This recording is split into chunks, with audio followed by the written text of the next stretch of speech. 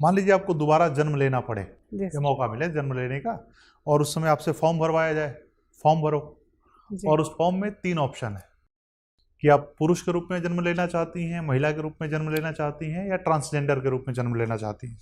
जी आप किस विकल्प पर टिक लगाएंगी? सर, मैं महिला के रूप में ही जन्म लेना चाहूँगी। क्यों?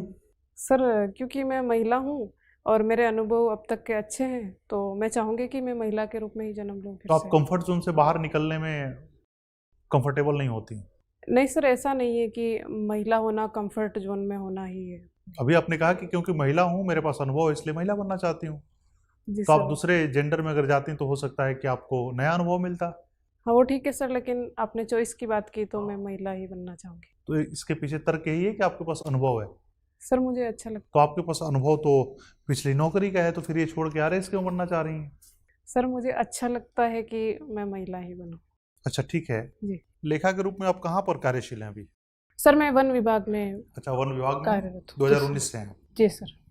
तो आप अपनी नौकरी से संतुष्ट ज़्यादा है नहीं, इसलिए आप आरएस बनना चाहती हैं? सर, ऐसी बात नहीं है, मैं अपने नौकरी के साथ संतुष्ट हूँ, लेकिन आगे बढ़ने का अधिकार हर व्यक्ति को है, और चूँकि महत्वाकांक्षी होना अच्छा है, तो इसीलिए मैं आगे बढ़ना चाहती अच्छा, हूँ। अंग्रेजी में 2 शब्द यूज किया जाता है, एक एस्पिरेशन, एक एम्बिशन।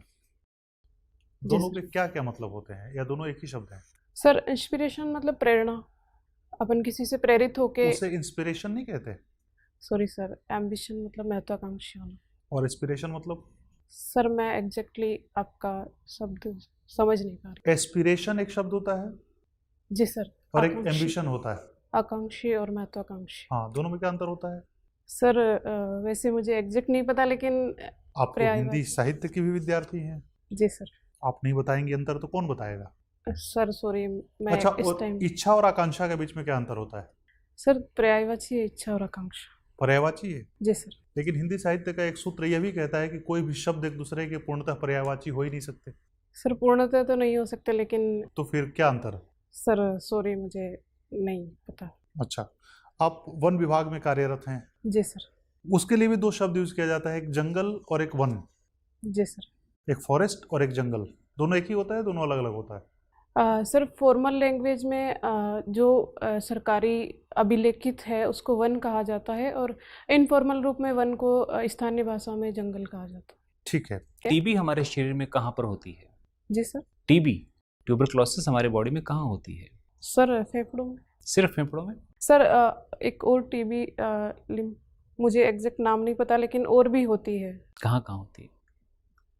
चलिए सर प्लीज। राजस्थान की कुछ जनजातियों का नाम बताइए। सर, राजस्थान की जनजातियों में भील, मीणा, गरासिया, सहरिया, और सर इतने ही याद कर पा रही गरासिया जनजाति को, मान लीजिए कि अगर मैं नया हूँ यहाँ पर हूँ। जी सर। और एक जनजातीय क्षेत्र में जा रहा हूँ जहाँ पर चारों जनजातियाँ निवास कर रही हैं, जी सर। उसमें से अगर मुझे गरासिया जनजाति को पहचानना हो तो क्या पहचान है उनकी? सर, क्षेत्र के हिसाब से तो पाली का जो दक्षिणी भाग है उसमें सिरोही और उदयपुर का जो भाग है वहाँ पे गरासिया जनजाति निवास है। करती है। सर, स्पेसिफिक उनके निवास स्थान के हिसाब से और उनकी वेशभूषा के हिसाब से पता चल सकता है। हाँ, तो वही तो पूछ रहा हूँ, कैसे पहचानेंगे? सर, मुझे स्पेसिफिक नहीं पता कि उनमें क्या डिफरेंस है। संविधान सभा का एक गठन किया गया था, जी सर। उस संविधान सभा का अध्यक्ष कौन था? कोई सर, था? जी सर, अध्यक्ष तो कौन थे? Sir doctor Rajendra Prasad. तो ऐसा कहा जाता है कि बाबा साहब भीमराव अंबेडकर ने संविधान लिखा, क्या ये स्टेटमेंट ठीक है?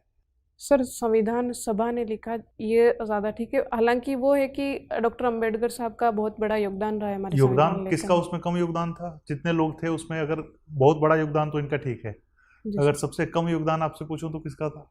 सर, ऐसा तो नहीं कह सकते तो किसी फिर जैसे ये स्टेटमेंट हम लोग आपने भी पढ़ा ही होगा, किताबों में भी पढ़ा होगा, सुना भी होगा जी जी सर। कि हमारा संविधान लिखा किसने? भीमराव अंबेडकर ने लिखा। तो क्या ये स्टेटमेंट ठीक है? क्या सर, होना चाहिए?